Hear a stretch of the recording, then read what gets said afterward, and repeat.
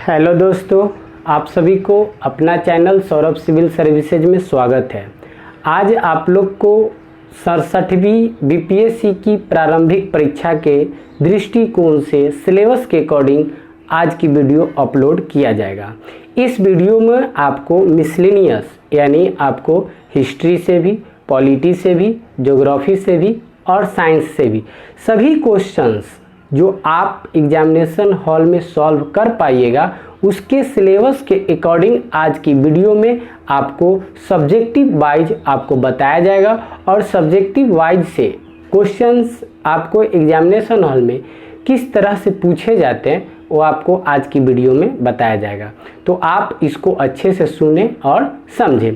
ध्यान दीजिएगा, यह जो टॉपिक अभी आपका चलेगा यह आपका 67वीं बीपीएससी 2021 के लिए है। तो चलिए हम लोग देखते हैं 67वीं बीपीएससी। आपको 67वीं बीपीएससी का सिलेबस भी आपको इस वीडियो के माध्यम से अपलोड कर दिया गया है। तो जो न्यू व्यूअर है, जो अभी तक इस चैनल को सब्सक्राइब नहीं किए होंगे, प्लीज़ सबसे पहले इस चैनल को सब्सक्राइब कर ले ताकि इसकी फ़ायदा आपको मिलेगा। ध्यान दीजिए, यह आपका आज की जो वीडियो होगा 67वीं बीपीएससी यानी प्रारंभिक परीक्षा के लिए।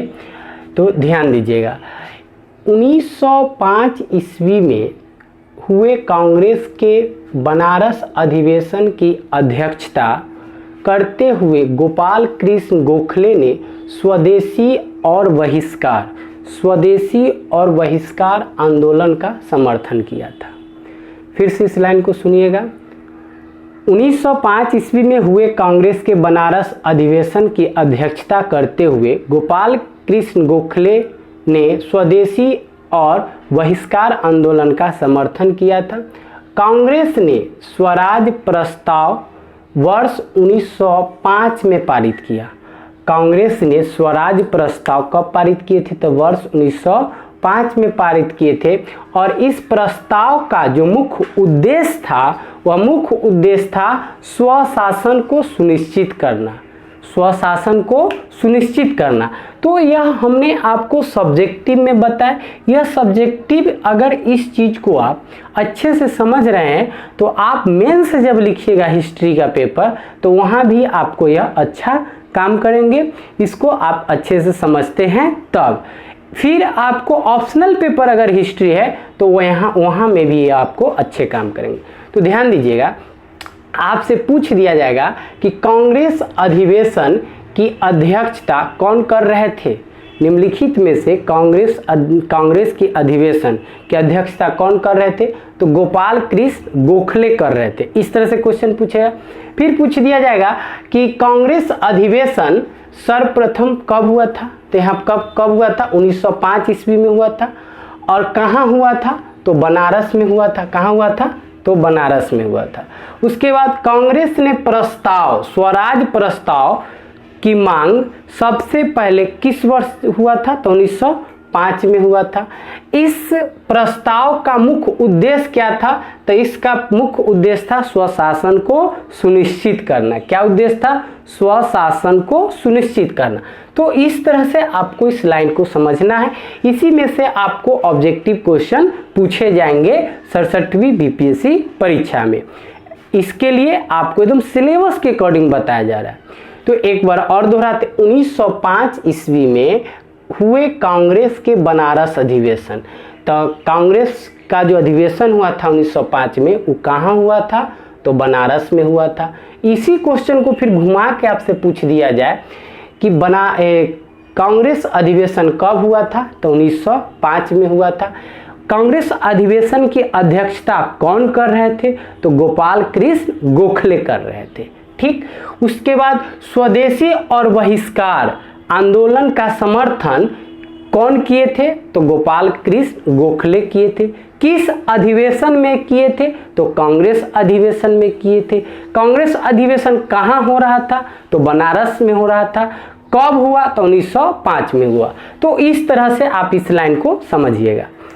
अगले टॉपिक को देखिए, 1916 ईस्वी में लखनऊ में हुए कांग्रेस के अधिवेशन।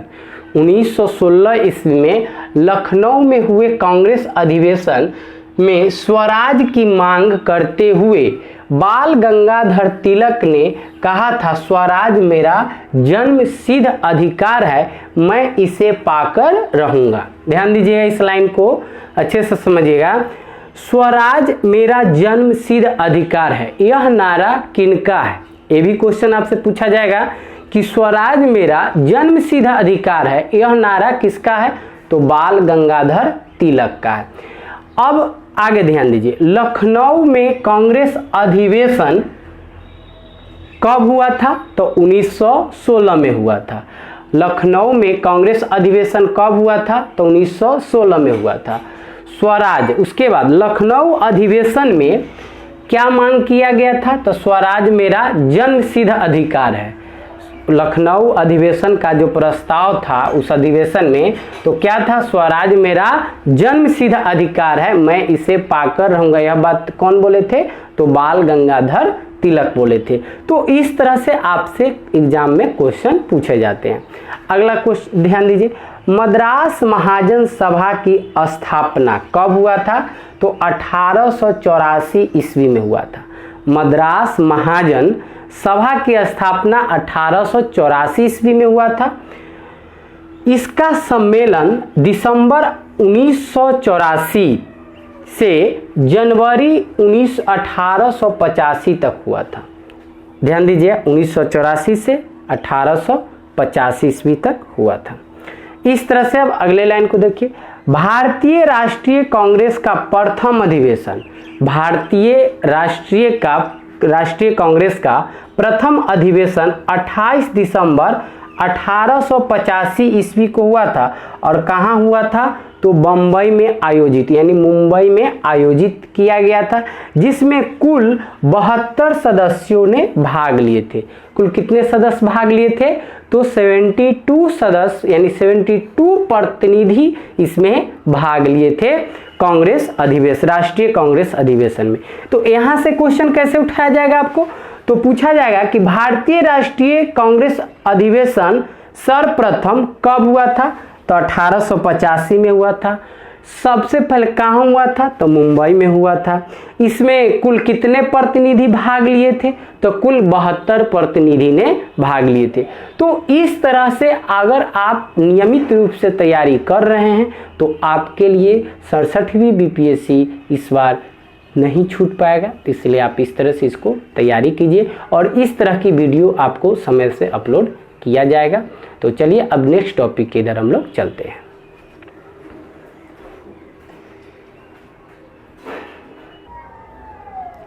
ध्यान दीजिए, तो अब अगले लाइन पे हम लोग बात करते हैं। अगला लाइन है अब आपका कि स्वतंत्र भारत के प्रथम भारतीय गवर्नर जनरल सी राजगोपालाचारी थे। ठीक, जबकि स्वतंत्र भारत के प्रथम गवर्नर जनरल लॉर्ड माउंटबेटन थे। ठीक है, ध्यान दीजिएगा, स्वतंत्र भारत के आपसे जो एग्जाम में क्वेश्चन पूछा जाएगा वह किस तरह से प्रारंभिक परीक्षा में पूछे जाएंगे।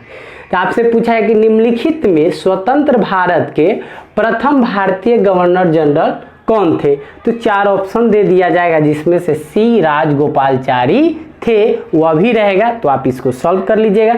उसके बाद जबकि स्वतंत्र भारत के प्रथम गवर्नर जनरल लॉर्ड माउंटबेटन थे। अगला लाइन है, महात्मा गांधी के नेतृत्व में असहयोग आंदोलन 1920 ईस्वी में शुरू किया गया था। ठीक, ध्यान दीजिए, जो 1922 तक चला। कितने वर्ष तक? 1922 तक, मतलब 1920 से लेकर 1922 तक चला, यानी 2 वर्षों तक यह असहयोग आंदोलन चला था। तो ध्यान दीजिएगा, असहयोग आंदोलन के नेतृत्व निम्नलिखित में से किसने किए थे? तो गांधी जी, महात्मा गांधी जी किए थे। और इस तरह से 3 और ऑप्शन आपको उसमें जोड़ दिया जाएगा। जैसा कि आपको मालूम है कि बीपीएससी प्रारंभिक परीक्षा में आपको 5 ऑप्शन दिया जाता है। 5वां ऑप्शन जो होता है वह बहुत समझ के उसको लगाना पड़ता है। 5वां ऑप्शन में कहता है कि ई ऑप्शन जो देता है ABCD, तो जनरली सभी एग्जाम में पूछा जाता है, लेकिन यह स्टेट पब्लिक में यानी प्रारंभिक परीक्षा आपका बीपीएससी में पांचवा ऑप्शन में क्या रहता है कि इनमें से एक या इनमें से एक से अधिक। इसलिए इस क्वेश्चन, इस ऑप्शन को समझना बहुत ही डिफिकल्ट है, इसलिए थोड़ा इसको अच्छे से समझने का प्रयास करेंगे। तो ध्यान दीजिए, महात्मा गांधी के नेतृत्व में असहयोग आंदोलन हुआ। असहयोग आंदोलन कब हुआ था? तो 1920 में हुआ था।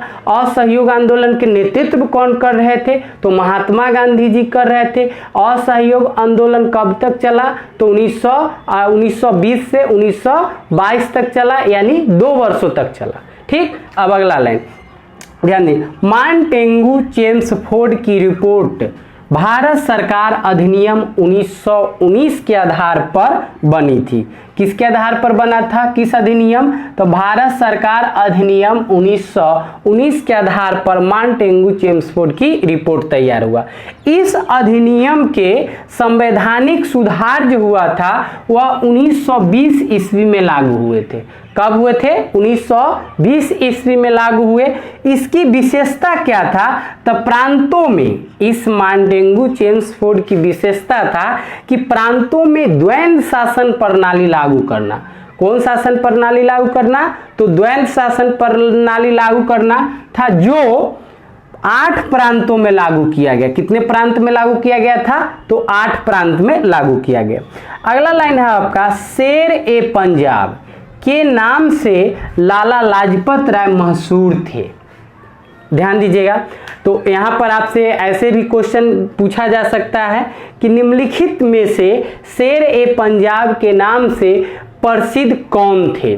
तो उसमें 4 ऑप्शन आपको रहेंगे, जिसमें से एक लाला लाजपत राय भी थे। तो कौन थे मशहूर शेर ए पंजाब के नाम से? तो लाला लाजपत राय थे। इन्होंने 1920 ईस्वी में कांग्रेस के कलकत्ता अधिवेशन की अध्यक्षता की। लाला लाजपत राय कांग्रेस के कलकत्ता अधिवेशन की अध्यक्षता की। तो यहाँ पर ऐसे फिर आपसे क्वेश्चन पूछ दिया जाएगा कि कांग्रेस के कोलकाता अधिवेशन की अध्यक्षता कौन किए थे? तो लाला लाजपत राय किए थे। फिर क्वेश्चन आपसे पूछ दिया जाएगा कि कांग्रेस के कोलकाता अधिवेशन कब हुआ था? तो 1920 में हुआ था। उसी तरह से आपको अध्यक्षता किए थे, तथा 1923 ईस्वी में स्वराज दल की स्थापना किए। तो ध्यान दीजिएगा, अब आपसे क्वेश्चन पूछा जाएगा कि निम्नलिखित में से स्वराज दल की स्थापना कौन किए थे? तो लाला लाजपत राय किए थे। स्वराज दल की स्थापना कब हुआ था? तो 1923 ईस्वी में हुआ था। स्वराज दल की स्थापना कब हुआ? 1923 ईस्वी में हुआ। किसने किया? तो लाला लाजपत राय ने किए। उसके बाद आपसे यही क्वेश्चन फिर पूछा जाएगा कि कांग्रेस अधिवेशन, कोलकाता कांग्रेस अधिवेशन कब हुआ था? तो 1920 में हुआ था। कोलकाता अधिवेशन की अध्यक्षता कौन कर रहे थे? तो लाला लाजपत राय कर रहे थे। तो इस तरह से अगर आप पढ़ते हैं तब आप प्रारंभिक 67वीं बीपीएससी प्रारंभिक परीक्षा को आप आसानी से क्वेश्चन सॉल्व कर पाइएगा। तो इस तरह से आपको पढ़ाई जारी रखना है। इसी तरह से अब हम अगले टॉपिक पे चलते हैं। ध्यान दीजिए, अब अगले लाइन को समझिए। अगला लाइन है आपका, ध्यान दीजिएगा, अगला लाइन है आपका कि गांधी इरविन समझौता को दिल्ली समझौता के नाम से जाना जाता है। गांधी इरविन समझौता को दिल्ली समझौता के नाम से जाना जाता है और यह समझौता 1931 ईस्वी में हुआ था। कब हुआ था? 1931 ईस्वी में हुआ था। आपसे क्वेश्चन पूछा जाएगा कि निम्नलिखित में से गांधी इरविन समझौता किस नाम से जाना जाता है? तो आप यहाँ सुन रहे हैं, समझ रहे हैं, तो आप आसानी से आप बताइएगा कि दिल्ली समझौता के नाम से जाना जाता है। यही क्वेश्चन आपसे पूछा जाएगा कि गांधी इरविन समझौता कब मतलब ये लागू हुआ था, यह समझौता कब हुआ था?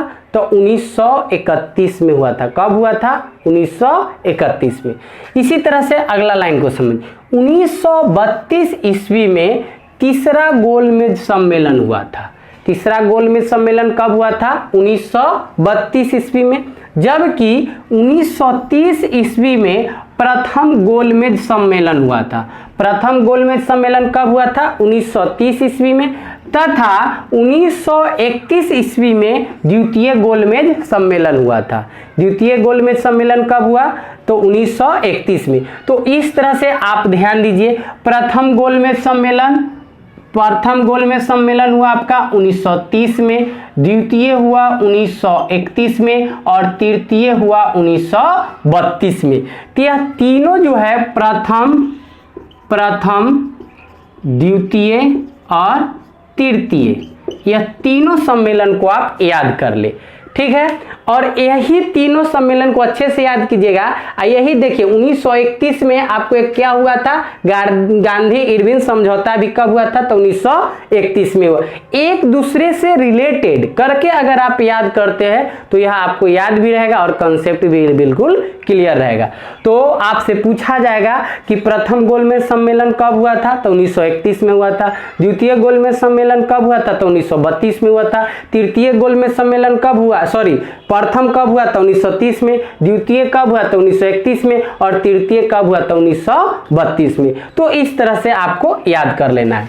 चलिए अब ध्यान दीजिए अगला लाइन। बीडी सावरकर अभिनव भारत नामक क्रांति संगठन से संबंधित थे। बताया गया कि बीडी सावरकर अभिनव भारत नामक क्रांतिकारी संगठन से संबंधित थे और इसकी स्थापना 1904 ईस्वी में किया गया था। कब किया गया था? 1904 ईस्वी में। तो ध्यान दीजिए, आपसे जो क्वेश्चन पूछा जाएगा वह किस फेज में पूछा जाएगा उसको देखिए कि अभिनव भारत नामक क्रांतिकारी से कौन संबंध रखते हैं? तो बीडी सावरकर रखते हैं। और अभिनव भारत नामक क्रांति संगठन की स्थापना कब हुआ था? तो 1904 ईस्वी में हुआ था। कब हुआ था? 1904 ईस्वी में। अभिनव भारत नामक क्रांतिकारी संगठन की स्थापना कब हुआ था? तो 1904 ईस्वी में हुआ था। इससे संबंधित व्यक्ति कौन थे? तो बीडी सावरकर थे। कौन थे? बीडी सावरकर थे। अगले लाइन को समझ। करो या मरो का संबंध भारत छोड़ो आंदोलन से है। करो या मरो का संबंध भारत छोड़ो आंदोलन से है। और यह कथन किनका है? तो यह कथन महात्मा गांधी जी का है।